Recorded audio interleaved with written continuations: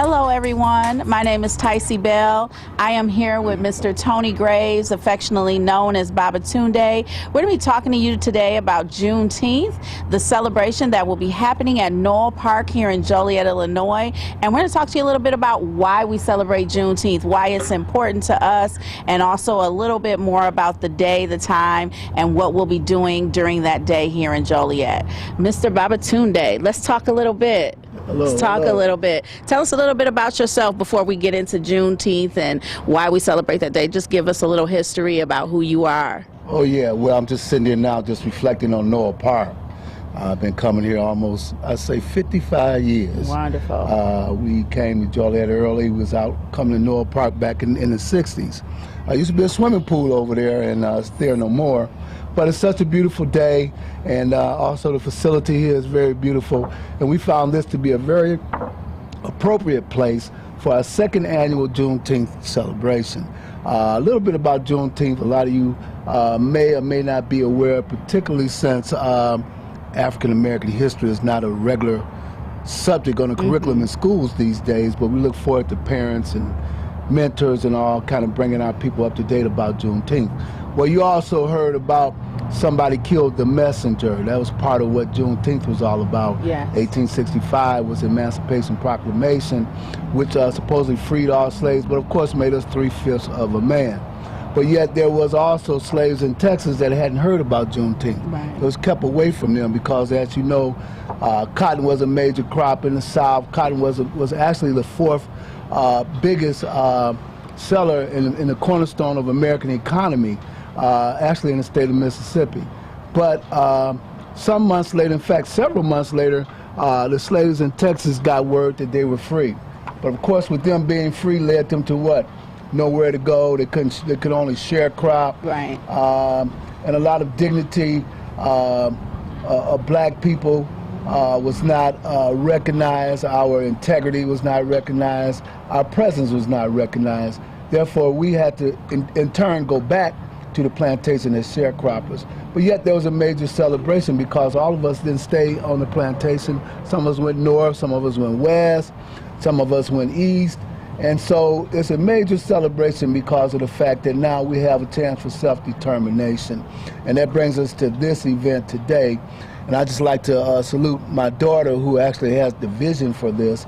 This is the second annual, and I hope I'm not going too quick here. No, you're fine, because I missed that earlier. It is the second annual. So we did this last year with Chelsea Graves, your daughter. It was her vision. I remember getting the phone call, and she said, this is the year to do it. This is the year to come back into Joliet, where we all, you know, most of us that will be here in attendance are from Joliet, right? Yes. So even though you went from the South and brought us back through the migration, literally this is where some of us have been rooted, and a lot of the knowledge that we have that wasn't given in the school system is because of people like you. So I salute Chelsea, you, and some of your other family members as well for coming out and making this happen, and I'm happy to be a part of it as well. Well, there's a lot of others that came after me that did some great things in Joliet. I hate to start naming people, but there were so many. And so even today, from last year, this whole area was kind of filled up with people, a lot of activities. But I think what Chelsea wants to do this year is involve the entire community,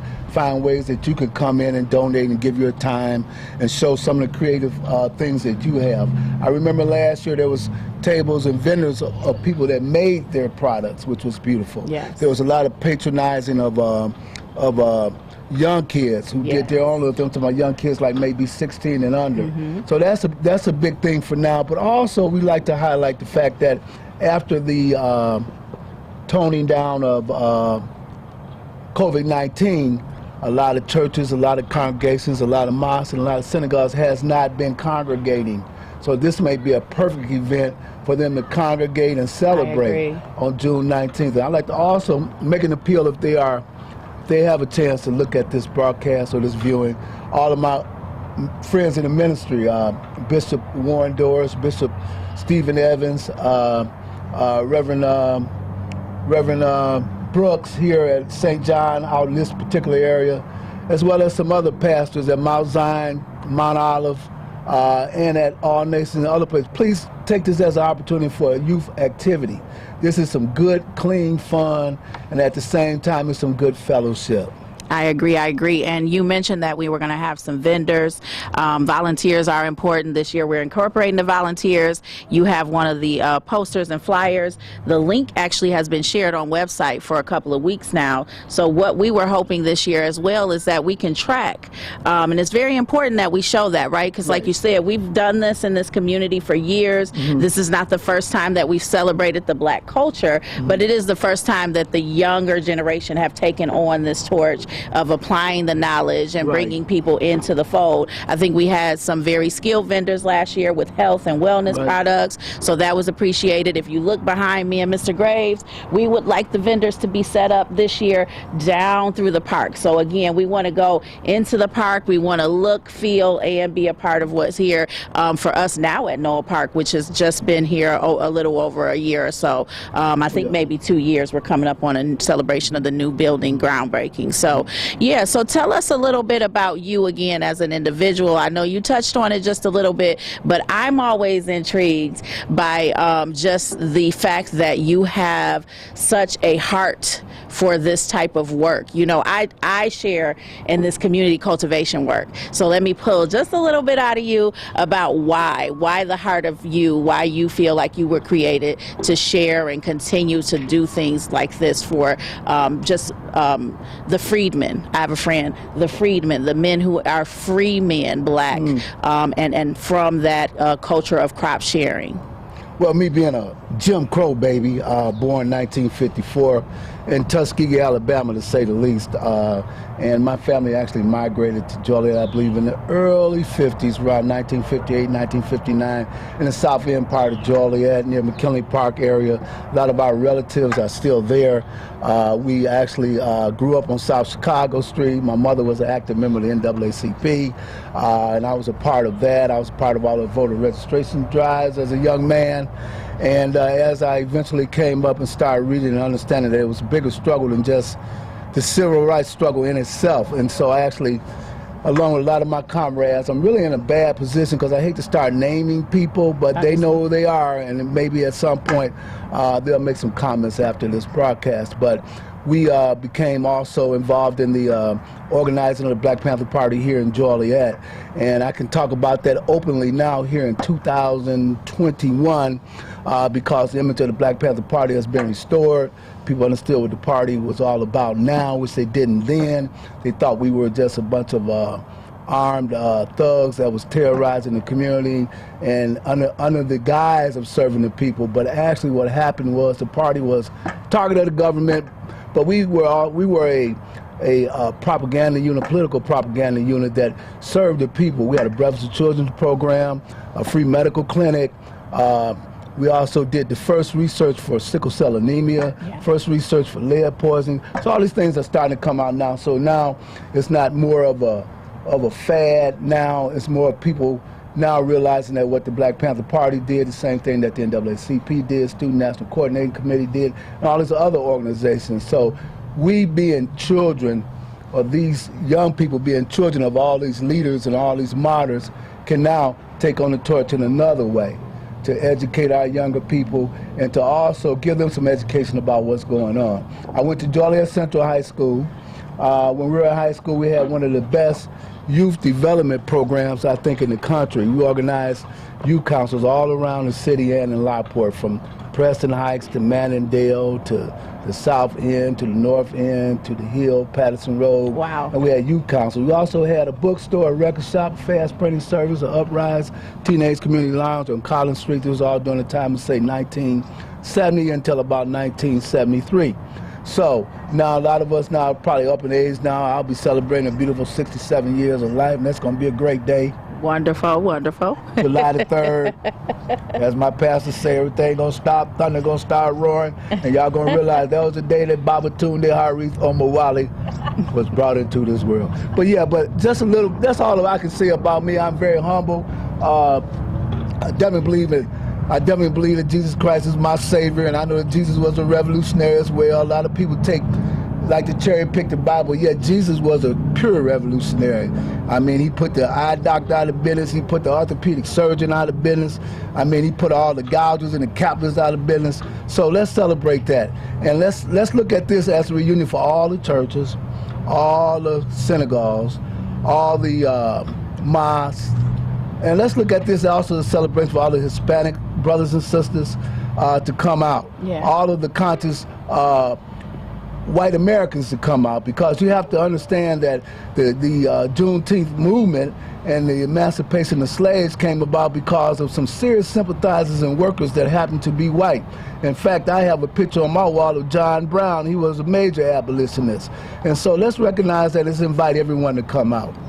Wonderful. I mean, that call to action is so important. You know, a lot of times we say, well, what can I do and how can I help? And I think you just summed it all up. You know, recognizing, number one, that we already have these wonderful programs that are coming back. Folks are reestablishing themselves, but this could be the next level for a lot of us to get our minds and our hearts tuned in.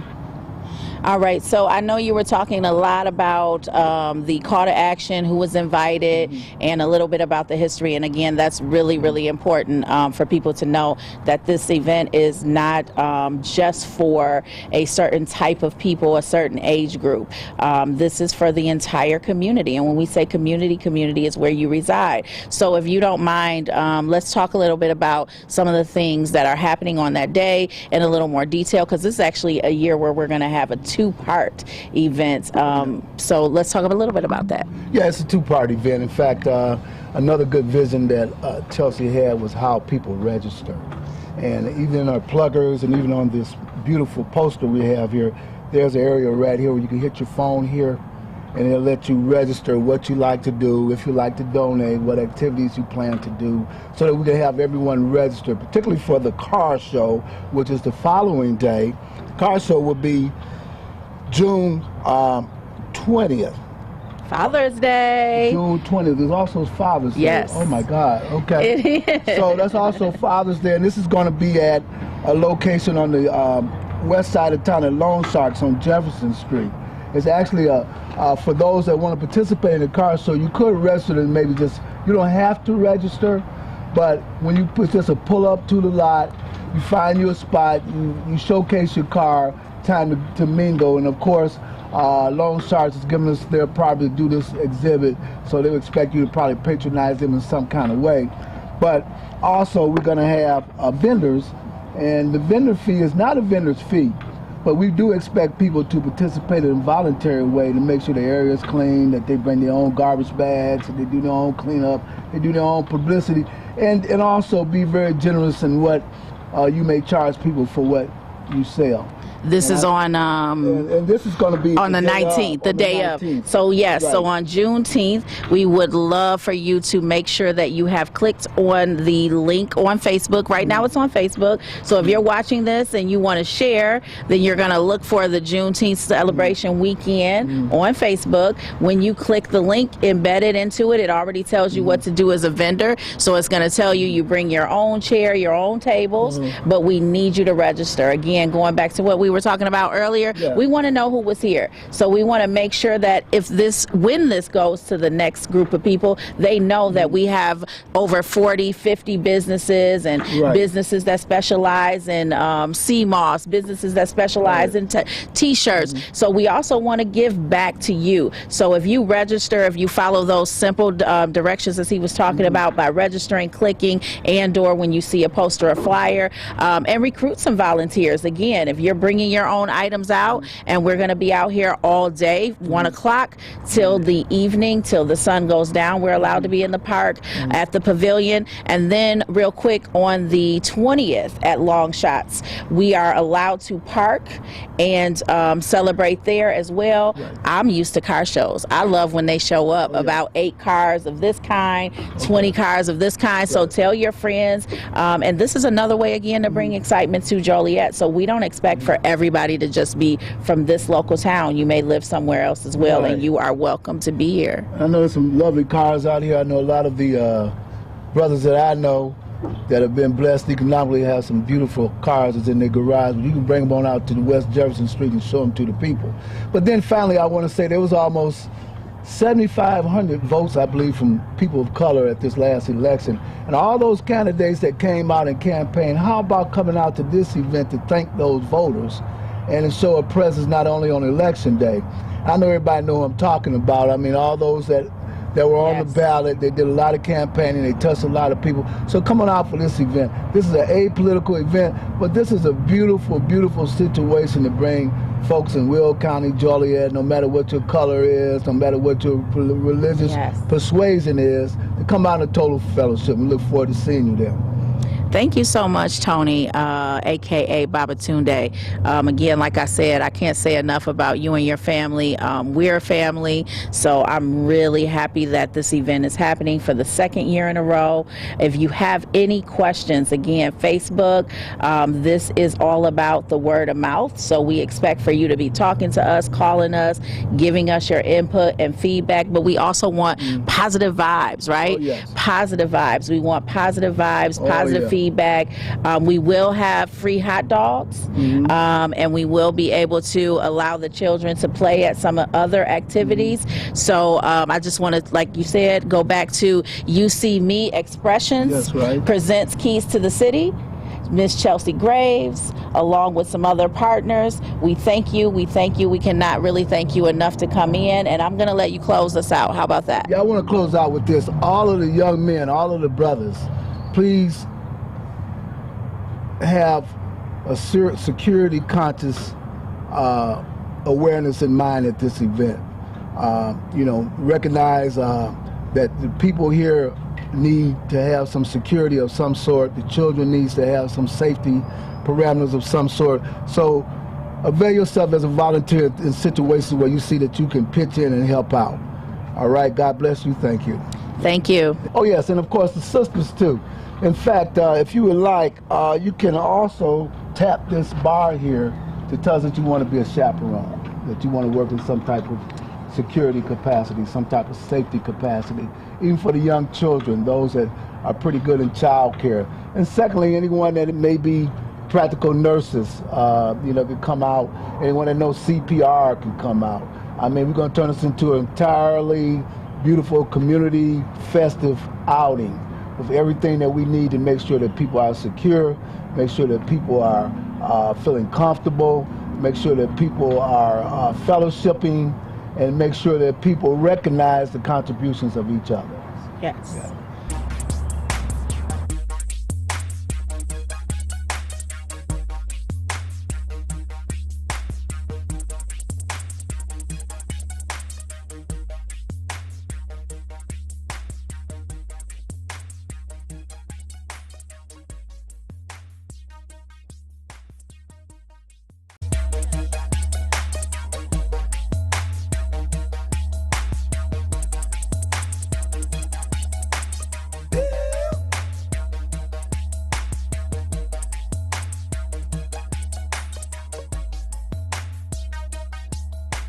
Hello everyone, my name is Tycee Bell. I am here with Mr. Tony Graves, affectionately known as Babatunde. We're going to be talking to you today about Juneteenth, the celebration that will be happening at Noel Park here in Joliet, Illinois. And we're going to talk to you a little bit about why we celebrate Juneteenth, why it's important to us, and also a little bit more about the day, the time, and what we'll be doing during that day here in Joliet.